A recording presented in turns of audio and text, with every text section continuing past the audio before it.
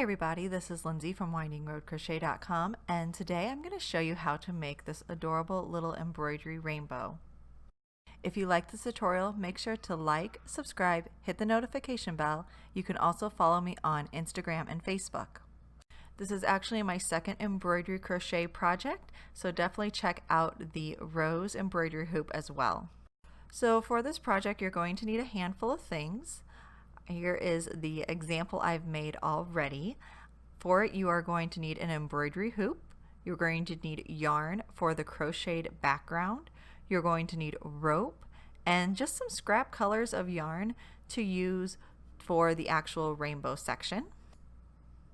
You're also going to need a yarn needle and scissors, and then the pattern for the crochet background of this piece for the hoop is actually on my blog. I use a 3.5 millimeter hook. I've just crocheted a circle in the back loops only using single crochet.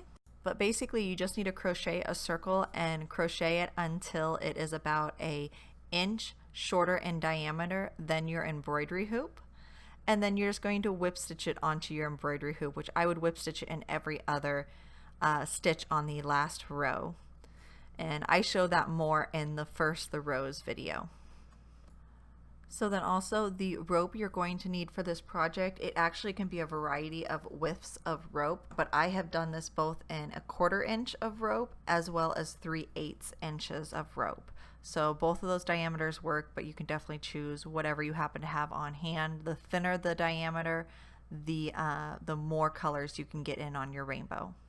So to get started, I'm just going to take my rope and make a little arch, take another loop of our rope and continue making arches. And in this case, I decided to make 5 arches because this rope was just a little bit thinner than my previous example. And you just kind of want to get them placed roughly where you want them, because what we're actually going to do is use the same color as the background, and we're going to tack these in place. So once everything's roughly where you want it, I'm just going to come through here and clip the ends of my rope. So we're just going to clip those, and it's better to clip them a little longer than you need them because we can trim them up more later. So now I'm just going to take the same color as my background and I am going to thread that on my yarn needle. And we are going to use the yarn needle just to tack these pieces in place. So I am going to make a stitch over every single one of the ropes, both on the right side, on the left side, and in the center. So just making a quick little stitch, holding that all in place, and then I can knot it in the back to hold that end in place. But this just gives you a lot of really good control on the shape of your rainbow, because all the work you're going to put into this, it doesn't take a really long time to do, but the work you're going to put into this, you just don't want this to not be shaped well. So here you can see where I have made all those little tacks, these little stitches to hold everything in place. And if you wanted to, you could even put 2 more sets somewhere in here. But with the way it is right now, it's actually really easy for me to adjust these threads as I need them, just to make them a little bit more perfect. Alright, so here comes the fun part. We are going to start adding the color to our rainbow. A little trick for being able to thread yarn into a smaller needle is to take a really small piece of paper that will fit through the needle, fold it over the end of your thread, and then you weave that paper through the needle and the yarn goes with it. So this is something I'm always doing whenever I have a hard time threading my needles.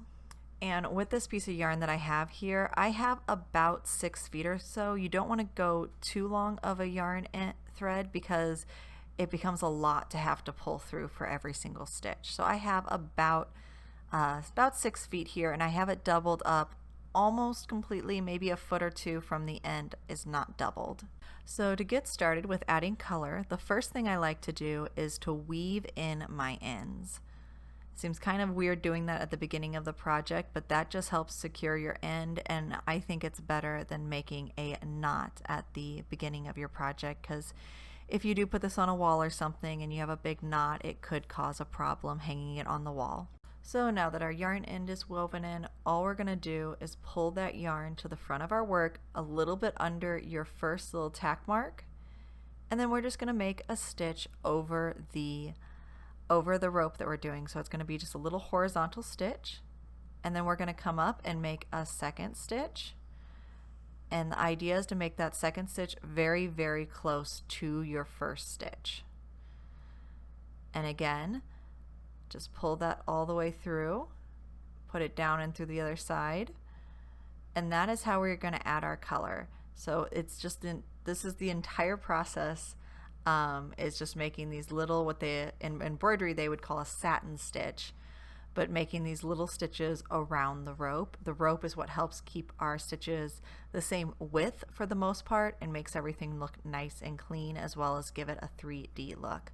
So I'm just going to keep working with this pink, and I'll show you what it looks like when I get up and over. So as you can see, I went ahead and worked 3 colors here, just going up and over. I'm at the end of the gray, and I just wanted to show you how I'm finishing off. And the nice thing is, after you do your first color, when you weave in your ends at the end, you have all those horizontal stitches to weave them under, so it's really nice and easy to do. And if you run out of yarn and need to start a new strand, it's going to be exactly the same. You'll just start by weaving in your end first and then continue on from where you left off. So I'm going to go ahead and do the last 2 colors, and I will show you what it looks like when it is done. So here you have it. Here's the finished rainbow. I did the last 2 colors. I just wove in my ends at the beginning and the end of each color, and then I put a nail on the wall or a thumbtack, and I used the hoop to hang it up on the wall. I hope you enjoyed the tutorial, and thank you as always for watching.